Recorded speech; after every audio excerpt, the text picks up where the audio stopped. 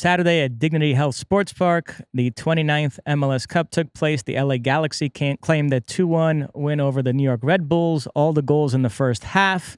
Painso and Joveljic scored early for the Galaxy. Sean Nealis pulled one back off a set piece, but the Galaxy held on from there. It's their 6th MLS Cup title, first since 2014. There were some lean years there, but the most successful franchise in MLS history is back on top. Okay, so a couple of general points. We were both there. We saw the environment. I hadn't been back to that stadium in a long time, and I had just seen it from afar. We had talked to our friend Rob Stone, who had been in a couple of weeks ago, had been to the playoff game, and said it was not just back in terms of the Galaxy being on top. It was back in terms of the environment that once was the Home Depot and obviously now is Dignity Health, and what that stadium has meant over the almost 30 years of MLS. And you could feel it. It was palpable. Wonderful in terms of the 2,000 Red Bull fans that showed up. I mean, they were there. At one point I said, I hope they pace themselves. And I remember from the New York metropolitan area, so they have no problem pacing themselves. But they were up there screaming and yelling and chanting and doing all that kind of stuff. They were treated to a good game, not necessarily a great game. I was there with my son, and at one point, and this is how I know he's my son, he turned to me and said, in my expert opinion, Red Bull is not a very good team. And the better team won. But they did make it a game with that goal, because it looked like it was going to be 3, maybe 4-0, and the Galaxy was going to run away with it. And that Nealis came back and scored that goal. It made it that much better of a game. I thought the game got pretty exciting in the second half. There was that incredible sequence where Peck was denied by Carlos Coronel, and then the Red Bulls broke the other way, and Forsberg hit the post. So I found it fairly dramatic. Forsberg had that opportunity. It opened up perfectly for him to hit that shot, and you see what he was doing. And obviously, the gauge was just wrong.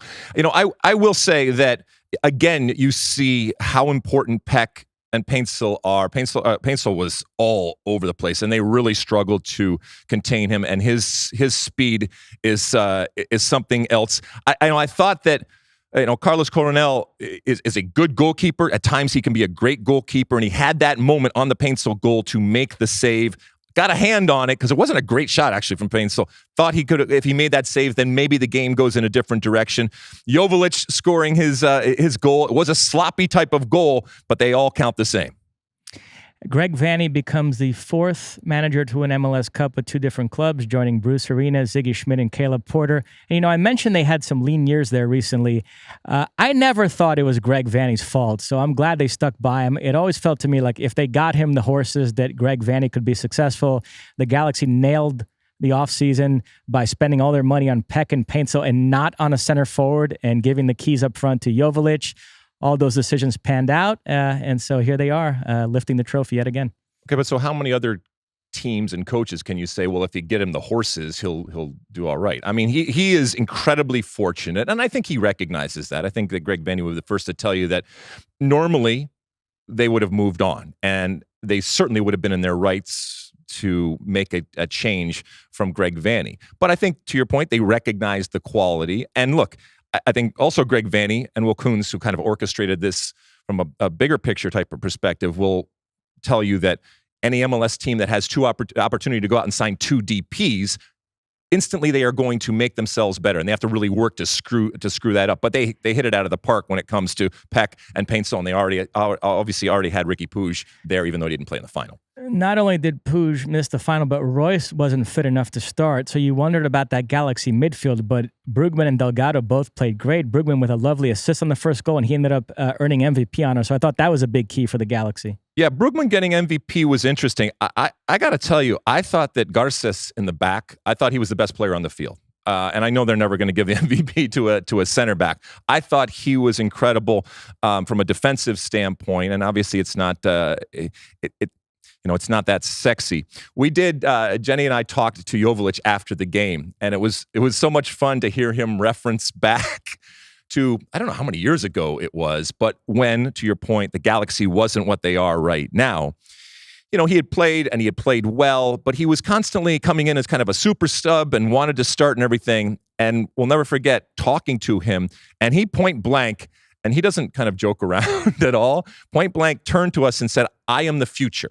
I am the future of the Galaxy. And so that, in the most important moment, years later, when the Galaxy came to fruition, he called it. He was the future, ultimately scored this goal, and you could tell that he was incredibly happy and proud of the pathway that he had taken to get to this point. You and Jenny also interviewed Don Garber at halftime. He just re-upped through 2027. In the lead-up to this game, MLS was touting the fact that it was the second highest attended league in the world this year, behind only the Premier League. So Don seemed to be in a good mood. Yeah, I'll talk a little bit more about something that Don Garber talked about and that we talked about at halftime. But, he is obviously and should be, as the commissioner of the league, a proponent, somebody that is going to go out there and is going to extol the virtues of this league. And when it comes to numbers and data, we know that you can shade it this way and that, and you can interpret it in different ways. So when it comes to the actual numbers of MLS, I'm sure people will point to the fact, oh yeah, but MLS says now it's going on 30 teams next year. So there's obviously more teams. There's going to be more of attendance, but you're also talking about most of the big leagues in Europe that have 18 to 20 teams, and none of them cover a geography the way that MLS does, both in the United States and Canada. So I don't think even MLS cynics or those that don't think that MLS is worthy of praise, while they can try to spin this stuff, this is still a good thing when it comes to the numbers of people that are, and maybe not solely, but having MLS be part of their palette of not just sports, but of soccer out there, and certainly spending money on a continual basis to go to these stadiums and to watch these teams play, and creating a tremendous amount of goodwill and ultimately numbers that can be compared to around the world. That was quite the interview, by the way. I haven't seen that many softballs since the days of Eddie Feiner. Oh man! All right, we'll talk about that later, and you can yell at me for that. But it was fun to be there. There was a celebration, not just of this Galaxy team winning, but also the context of the league. And as I said many times on the broadcast, you have come a long way, baby. And this league has, both on and off the field. And it was also fun to see kind of the legacy of the Los Angeles Galaxy. You had, speaking of legends, you had Phil Anschutz walking around the field. You had Landon Donovan, who was there to present this trophy and to give away the medals to this team. You had Robbie Keane coming back, and then all sorts, Omar Gonzalez, and the list goes on and on and on of all of these different, many of them players, but some off the field personalities that have become so much attached to this sport. And for a league that is going into its 30th year, it is still only the 30th year, and yet there is history, and there is legacy. And while I'm putting it in the context of the Los Angeles Galaxy here, this could and has been done with many of the teams around Major League Soccer. There is a history, there is a legacy, there is something to look back on and to be proud of and to honor as you go forward. The other big MLS news in the last few days, Lionel Messi did win the MVP award for 2024, second straight Argentine to win it. Lucho Acosta won this award last year. We've talked about the debate surrounding Messi's candidacy, the fact that he only played about half the games. He did have MVP-worthy numbers and packed a lot of MVP moments into those games, but some people had an issue with him winning given the amount of games he missed. We don't have to relitigate that, but two interesting talking points that have sprung out of Messi winning this award. MLS usually holds a press conference with the MVP winner. That didn't happen this time, and some folks are growing frustrated with Messi's lack of media availability. We got an interesting comment on X from a guy who goes by Ernesto El Latino. He said, even though I'm Argentine, I find Messi's laziness and lack of engagement with the English-speaking fans lame and even disrespectful. Come on, man. You had enough time to learn some basic English and speak it. Look at Pulisic. He's already doing interviews in Italian. What say you?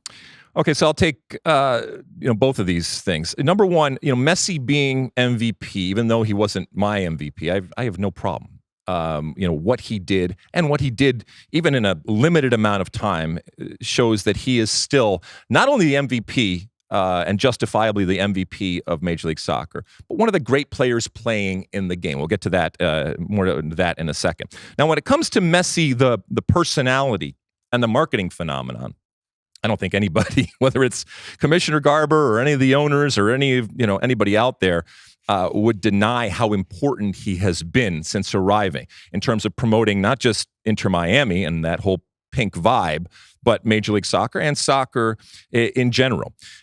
You mentioned here, Ernesto, that you called him lazy. I don't think that it's laziness or disrespect in that Messi either doesn't want to learn or doesn't want to publicly, talk in English, because he might speak and or understand much more than he lets on. I do think that it is simply a lack of incentive and necessity. The reality is that Leo Messi, like many in the U.S., all right, he is, a Spanish speaker. Many in the U.S., they don't have to speak English if they don't want to. You are still, able to easily and to comfortably function in American culture with little or no adverse effects if you don't speak English. And that's just, the country and culture that we have right now. So when it comes to Christian Pulisic, or even, back in the day when I was playing, I was conjugating verbs the first night that I was ever in Italy out of necessity. I wanted to know what was being said, certainly about me, but being said around me. I wanted to be able to communicate with people. And yes, there was an element, I guess, of marketing yourself. And even back then at a young age, I understood, we didn't call it back then, but the brand. And it was important. And let's also be honest, I was alone. There were very few people around that spoke English. And so, again, it goes back to that necessity. But I don't think that it's lazy. I certainly don't think that it's hurting Messi's image. Would I love for Messi to be able to go and, walk on, I don't know, pick your late night show, Jimmy Kimmel or whatever, and be able to promote in some of the mainstream English speaking ways that would touch more and influence more? Yeah, but that's not going to happen. And if it was going to happen, it would happen. So I don't see all of a sudden Messi showing up in preseason next year for Inter Miami and being, and speaking English. It would be funny if he got caught on a hot mic speaking perfect English, using terms like vis-a-vis and second Messi point. You've been on this lately. The 5 finalists for the MVP, all foreign. It was Messi, Cucho, Evander, Benteke, and Luis Suarez. Messi, the 11th straight foreigner to an MLS MVP. You have to go all the way back to Mike McGee in 2013. So this topic of the diminishing influence of Americans on MLS. And I found it interesting in the last few days. Diego Luna, young American player who won Young Player of the Year in MLS this year, and a guy who, if he stuck around the league, would probably be an MVP candidate someday. He's being linked to Leeds United. He could potentially go there to join Brendan Aronson. And so it just speaks to, I keep saying this, the strategy for MLS, as far as I can see it, is selling league for Americans, buying league for foreigners, and that makes you a tad uncomfortable. Doesn't make me uncomfortable. It's just the reality of the situation. And look, we're going to talk a little bit more about the insecurities, and we have for many years. It's kind of an evergreen topic, but it is constantly in play. And once again, it's been invoked, and we'll talk about that. But yeah, I mean, if your best players in your domestic league aren't actually American, then where is the aspiration? And how is it only a league of choice for players that are coming from outside the league and coming from outside the United States and are not grown in this culture that you're talking about? And if that's the case, then Don Garber or whoever else is in MLS, don't BS me then. If that's how you want this league to be, fine. And it also it plays into the fact that there is an American soccer public out there that looks at these players as better, not necessarily because they are as soccer players, but they are better because they are coming from the outside in. And again, that goes to some of the insecurities that we have. And until we get rid of those, I think we are going to struggle on the field as a soccer playing nation and off the field as a soccer nation trying to grow. We don't need to be apologizing for what we are or what we think we aren't. You like that clip? Well, my State of the Union podcast drops twice a week right here on my very own YouTube page. The only way to stay up to date is to hit that subscribe button down below. Size the day, and see you soon.